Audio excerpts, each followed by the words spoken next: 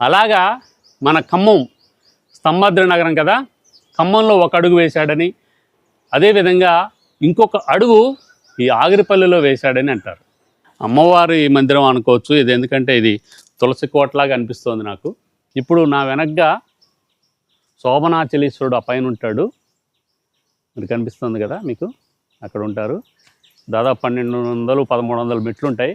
మనం ఎక్కి ఆ స్వామివారిని దర్శించుకునే ప్రయత్నం చేద్దాం.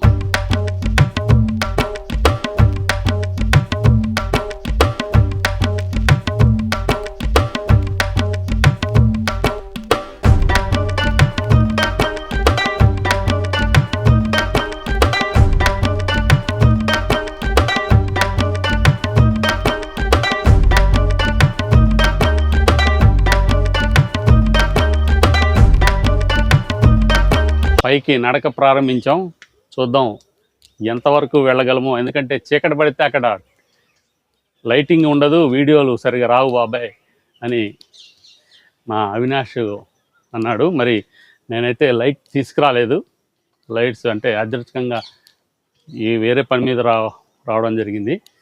సో అందుకని ఎంతవరకు వెళ్తామో అంతవరకు వెళ్ళి రిటర్న్ వద్దాం. ఎందుకంటే లైటింగ్ ఫెయిల్ అయితే వీడియో సరిగా రాదు, మన కష్టపడ్డ ఫలితం ఉండదు. ఇక్కడ కూర్చోడానికి భక్తులకి ఇలా పెట్టారు చూడండి.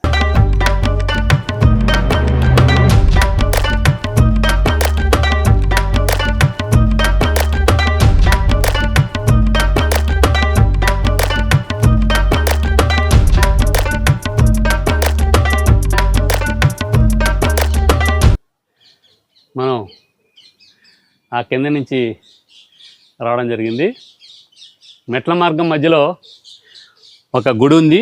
గుడిలో ఏ దేవుడు ఉన్నాడో చూసి, మరి అమ్మవారా ఇవారా రెండు వినాయకుడా చూసి మళ్ళీ వెళ్దాం. మనం ఇంకా ఆ పై వరకు వెళ్ళాలి ఫ్రెండ్స్, చూద్దాం. సాహసం సేరా డింపక ప్రయత్నం చేద్దాం.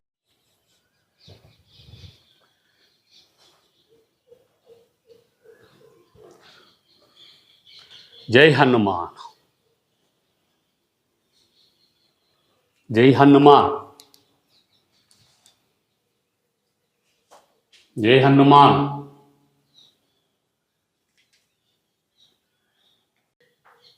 ఈ గర్భగుడిలోకి వచ్చి చూస్తే జై హనుమాన్ ఉన్నాడు. జై హనుమాన్. హనుమాన్ ఎక్కడ ఎప్పుడైనా కానీ క్షేత్రపాలకుడిగా ఆ ప్రాంతాన్ని రక్షించే దైవంగా ఉంటాడు. ఖమ్మంలో అష్ట ఆంజనేయ స్వామి దేవాలయాలు ఉన్నట్టే ఇక్కడ హనుమాన్ ఉన్నాడు చూడండి. మెట్ల మార్గం మధ్యలో ఆగిరిపల్లి వెళ్తుండగా అద్భుతంగా ఉన్నాడు. జై Hanuman. My day nice friends, Agiripalli Lakshminarasimhaswamy, అదేవిధంగా పైన ఉన్నటువంటి శోభనాచలీశ్వర దేవాలయానికి గల సంబంధం ఉంది, చరిత్ర ఉంది. అద్భుతంగా మనకి ఆసక్తిగా అనిపించే చరిత్ర ఉంది. నాకు తెలిసిన సమాచారం మేరకు కొంతమంది ఇక్కడ స్థానికులను అడగడం జరిగింది. వారు చెప్పిన ప్రకారం ఈ స్థల పురాణం ఏంటంటే 2 పురాణాలు ఉన్నాయి, అంటే 2 చరిత్రలు ఉన్నాయి. అదేమిటంటే మొదటగా నాకు తెలిసింది, లక్ష్మీనరసింహస్వామి హిరణ్యకశిపుణ్ణి చంపిన తర్వాత ఆ ఉగ్ర రూపంతో మొత్తం అన్ని ప్రాంతాలు తిరగసాగాడు. అలాగా మన ఖమ్మం స్తంభాద్రి నగరం కదా, ఖమ్మంలో ఒక అడుగు వేశాడని, అదేవిధంగా ఇంకొక అడుగు ఈ ఆగిరిపల్లిలో వేశాడని అంటారు.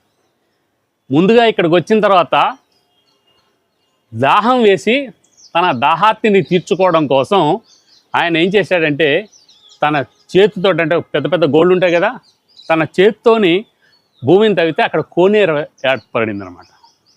తన చేత్తోని భూమిని తవ్వితే అక్కడ కోనేరు ఏర్పడింది. దాన్నే మెట్ల కోనేరు అని అంటారు. ఆ కోనేరును కూడా మీకు చూపించే ప్రయత్నం చేస్తాను. దీనికంటే అంటే ఈ దేవాలయానికి రాకముందే నేను ఆ వీడియోని తీయడం జరిగింది. అయితే అలా లక్ష్మీనరసింహస్వామి తన చేత్తో కోనేరు తవ్వాడని, అది మెట్ల కోనేరు అయ్యిందని, ఆ కోనేరు గట్టు మీద ఒక అమ్మవారు క్షేత్రం కూడా ఉంది, ఒక అమ్మవారి దేవాలయం కూడా ఉంది. అయితే ఆ తర్వాత ఇక్కడ అక్కడి నుంచి ఇక్కడికి మనం ఇప్పుడు ఏదైతే దేవాలయం అక్కడ చూస్తున్నామో, అయితే ఇదే గుట్ట మీద లక్ష్మీనరసింహస్వామి అక్కడి నుంచి దాహం తీర్చుకుని ఇక్కడికి వచ్చాడని, అయితే ఈయన ఆవేశాన్ని చూసి శివుడు సాక్షాత్కరించి, అంటే శివుడు ప్రత్యక్షమై, స్వామి నీ ఉగ్రం తగ్గాలంటే నువ్వు ఇక్కడి నుంచి మంగళగిరికి వెళ్ళు, మంగళగిరిలో నీకు భక్తులు కానీ అక్కడ ఉన్న ప్రజలు కానీ పానకం పోస్తారు, అందుకని నీకు పానకాల స్వామి అనే పేరు వస్తుంది, తద్వారా నువ్వు శాంతిస్తావు, నీలో ఆవేశం పోతుంది, అందుకని ఇక్కడి నుంచి నువ్వు మంగళగిరికి వెళ్ళు అని సాక్షాత్తు శివుడు ఆదేశిస్తే లక్ష్మీనరసింహస్వామి ఇక్కడ కాసేపు ఉండి ఇక్కడ అవతరించిన తర్వాత, ఇక్కడ కొలువైన తర్వాత ఇక్కడి నుంచి తన రూపాన్ని ఉగ్రరూపాన్ని తగ్గించుకోవడం కోసం మంగళగిరిలో వెలిచాడని అంటారనమాట. ఇప్పుడు ఇక్కడ పైన లక్ష్మీనరసింహస్వామి స్వయంభూగా వెలిసిన ప్రాంతం ఉంటుంది, అదేవిధంగా శివుడు సాక్షాత్కరించిన ప్రదేశం కూడా ఉంటుందని చెప్తారు.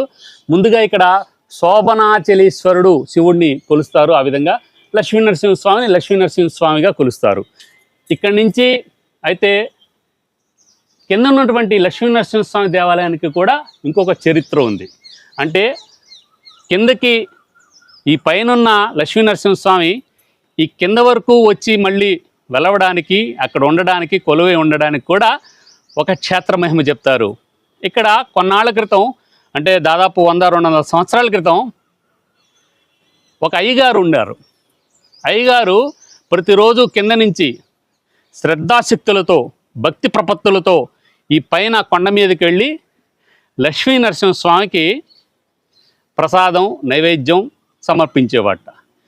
అలా కొన్నాళ్ళు జరిగిన తర్వాత ఆయనకి వార్ధక్యం వచ్చి, స్వామి అప్పుడు ఈ మెట్లు కూడా ఉండేవి కాదనుకుంటా బహుశా, ఇంత దూరం కొండెక్కి నేను వచ్చి నీకు నైవేద్యం పెట్టి, నువ్వు నైవేద్యం పెడితే కానీ నేను తిన్న కదా, నీకు ఆ విషయం తెలుసు కదా, కానీ ముసలితనంతో పైకి వచ్చి నీకు నైవేద్యం పెట్టి తర్వాత నేను తినడం అనేది సాధ్యం కావట్లేదు, నా వల్ల కాదు, నా చేత కావట్లేదంటే, భక్త ఏమీ కంగారు పడద్దు, నేను నీకోసం మెట్లు దిగి కొండ దిగి ఇక్కడ వెలుస్తాను, నువ్వు కొద్ది దూరమే నడిచి నాకు నైవేద్యం పెట్టి నువ్వు తిందు కానీ అని సాక్షాత్తు ఒక పురోహితుడి కోసం, అంటే ఒక అయ్యగారి కోసం, తన భక్తుడైన అయ్యగారి కోసం సాక్షాత్తు పైనుంచి ఆ లక్ష్మీనరసింహస్వామి అలా మెట్లు దిగి, అంటే అప్పుడు మెట్లు లేవు, కొండ దిగి ఈ విధంగా ఇక్కడ వెలిశారు.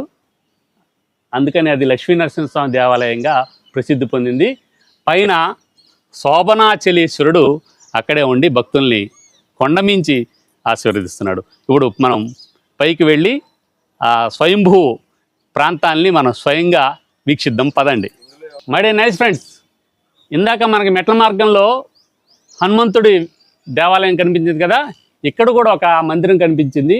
ఈ మందిరంలోకి వెళ్ళి ఏ అమ్మవారు ఉన్నారో, అయ్యవారు ఉన్నారో, ఎవరున్నారో తెలుసుకునే ప్రయత్నం చేద్దాం. కాకపోతే ఇక్కడ లోపలికి చూస్తే తలుపు తాళం వేసింది, గడి ఉంది. లోపల మరి మందిరం అయితే ఉంది, మరి ఏ మందిరం తెలియట్లేదు. ఇక్కడ చూడండి,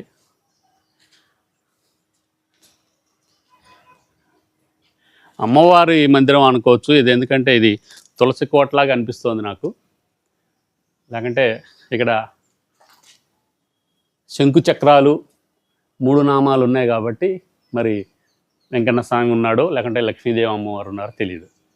ప్రజెంట్ అయితే ఇది తాళం వేస్తుంది. సరే, మన మెట్ల ప్రయాణం కొనసాగిద్దాం.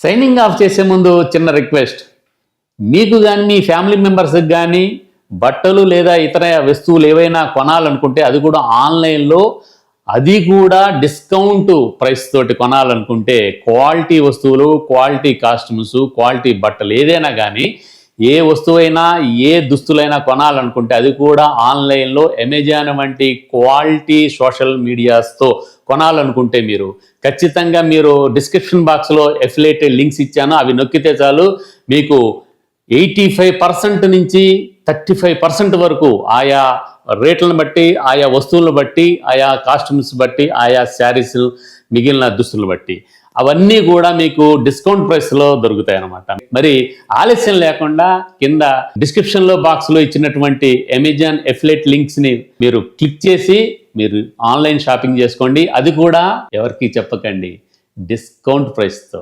హ్యాపీగా డిస్కౌంట్ ప్రైస్తో క్వాలిటీ షాపింగ్ చేయండి. Thank you very much.